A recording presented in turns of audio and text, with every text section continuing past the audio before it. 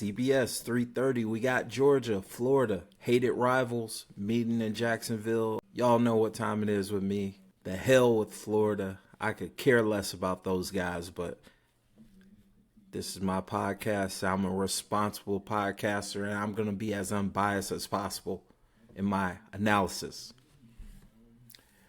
All right, let's talk about Florida. Let's first and foremost give some props to Florida. They started off the season losing to Utah, which was a disappointment, obviously, to fans and players, everyone involved in that program. After that loss, a lot of us just completely counted Florida out. A couple more losses. You're going to start hearing fire Billy Napier. Of course, half of us call him Sunbelt Billy. I am a part of that. I love that nickname. Shout out to Uncle Luke. But Florida has continued to fight all season. I want to also give props to Graham Merz. The quarterback transfer from Wisconsin had a very mediocre, underwhelming career while he was up there. Camp Randall transferred as a seemingly last option for the Gators. So again, a lot of us just immediately counted out Florida. But after that Utah loss, Graham has played some really solid quality football. Some are even saying he's a Heisman candidate or a potential Heisman candidate. I heard Kirby say that. Although I think that's just gamesmanship and all that stuff, but whatever. But the dude has been doing his thing, man. He's near the top of the conference in completion rate.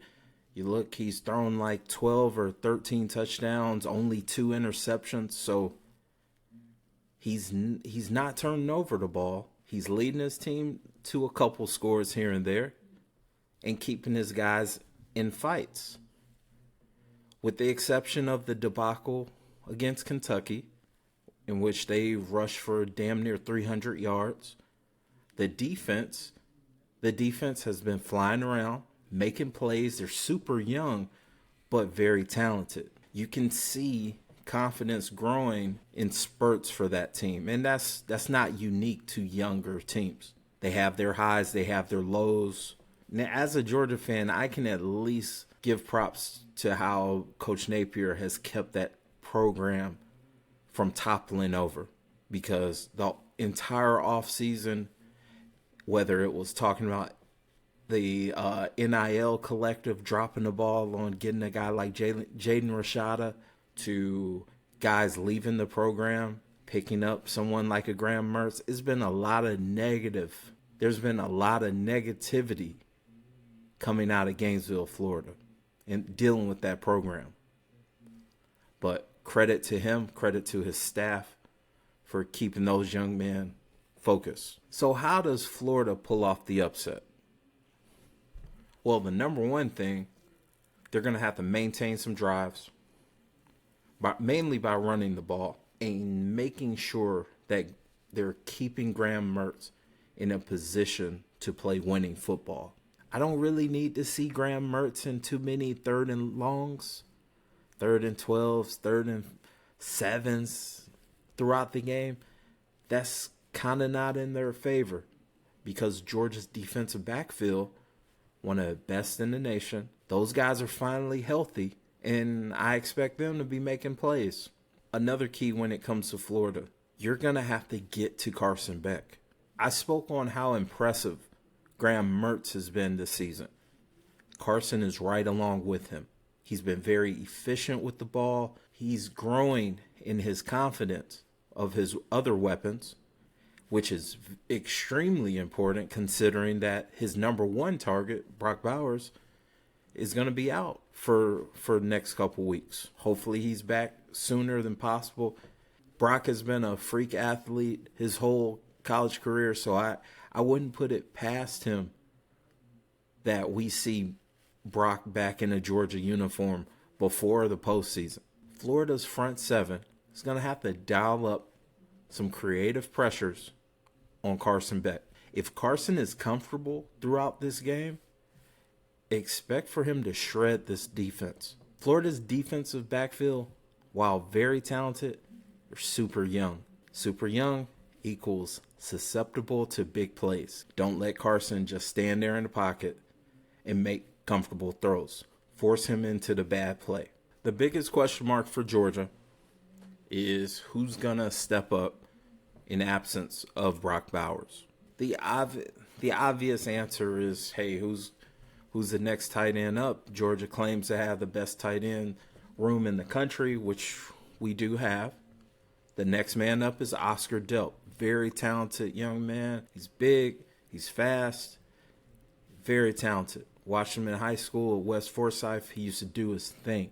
But I don't think the answer is as simple as who's the next tight end. Because there's no tight end like Brock Bowers. No tight end at Georgia like Brock Bowers. No tight end in college football like Brock Bowers. The answer to this loaded question is not as simple as the next tight end up. It's not as simple as that. The answer is going to be all of the other weapons on Georgia's team. Dom Lovett is getting the ball more. He's getting more confident. Ra Thomas made that freak catch against Kentucky. He's been getting on the field more. He's a game changer. He's a true X receiver.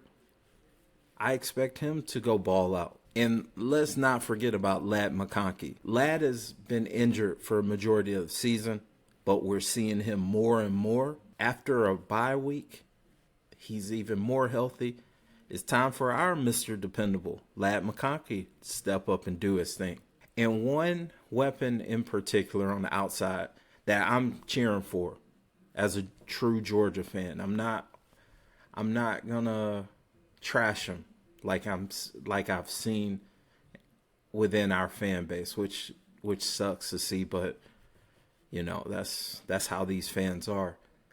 Arian Smith. Aron is very talented. He's fast. He's explosive. But damn it, he got to catch the ball. He's got to catch the ball. Aron has had a rough season so far with a number of drops. It's even more disappointing because the pass opportunities that he's getting, he's pretty open. It's not really that contested. So that makes the drops even more deflating. He's a native of Florida. I'm really hoping that he has a rebound game. He uses this Florida game as a Kickstarter to show, hey, I'm still that guy. I'm still the guy who caught that 75-yard touchdown against Ohio State. I'm hoping for a big game for him in particular because I've seen so much negativity from fans about him. And it's justified. A lot of it is justified. If you're dropping it, you're dropping it. It is what it is, but fans are extra, and I'm just hoping the best for the guy. So the Georgia-Florida rivalry has been pretty one-sided as of late. I'm not going to act brand new. When I was a kid, I definitely remember Spurrier hanging 50 on us. I remember crying as a child. A young child, very young child. But as of late, these games have swung to Georgia's favor, largely because what kind of program Kirby has run. I expect a confident game from not only Carson Beck, but his weapons on the outside, and something that I've been asking for, which is a more physical running game. And what do you know? Kendall is back healthy. Dejan is back healthy. Shout out to the young man, Roderick. He's supposed to be back. He's back practicing, so maybe we see him on the field. I expect Georgia's defense to make things a little bit more complicated for Graham Merz. Even though he's had a pretty consistent season so far, I expect Georgia's defense to find ways to get in his face and complicate things. And I definitely expect Kamari Lassiter, these guys, to take care of Florida's wide receiver, Ricky Pearsall, who's a very talented young man, but I expect us to take care of him as well. I think Florida maintains a number of drives. I think they score a couple times because nothing has just shown me that our defense is capable of just completely shutting you down. But even with that, I don't think it's enough to beat Georgia. Final score, I have Georgia 41, Florida 24.